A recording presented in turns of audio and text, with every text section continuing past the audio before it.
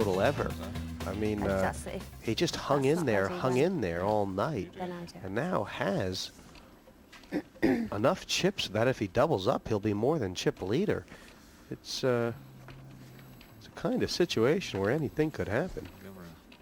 How do you think McGill's going to attack this tactically, Bookie?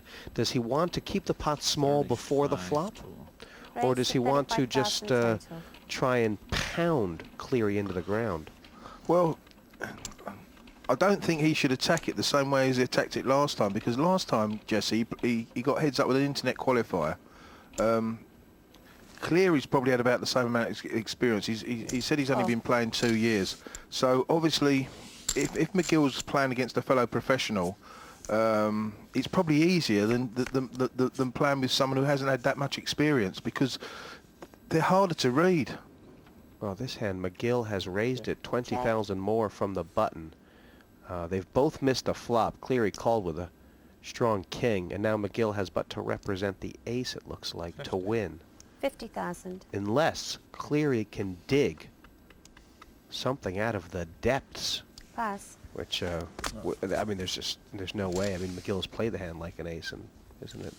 He has, yeah. But in these situations, in these heads-up situations, Jesse, you must gamble. You must take the initiative. Otherwise, you know, you're going to be anted off.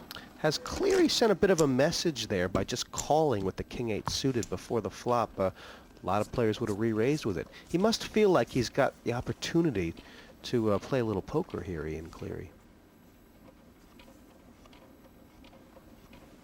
That's a raising hand, isn't it? Raised to 35,000 total. Blind 7 and 15,000 now. 20,000 more.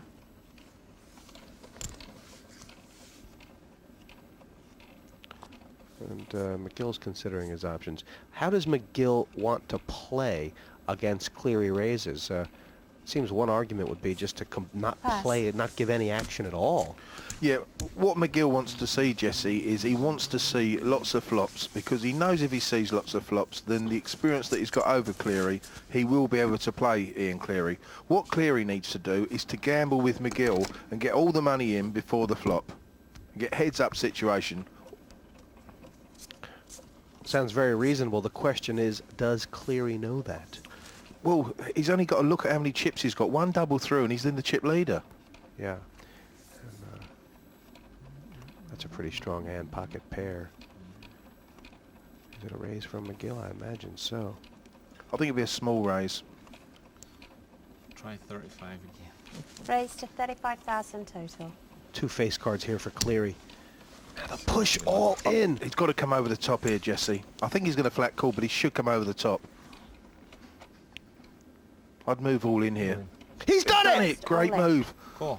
And McGill's called. It's a race, but this is what Cleary wants to have happen, isn't it? This is what he needed to do. He needs to double through. If he can double through here, he's got a great chance. Ian Cleary all in and trailing. However, a 50-50 chance to get a huge stack. And I think Ian would have grabbed this with both hands at the beginning. Maybe not now. He needs a queen or king. It could be McGill going to the semifinals unless the picture hits the party. Gets the heart pumping now, doesn't it? It does.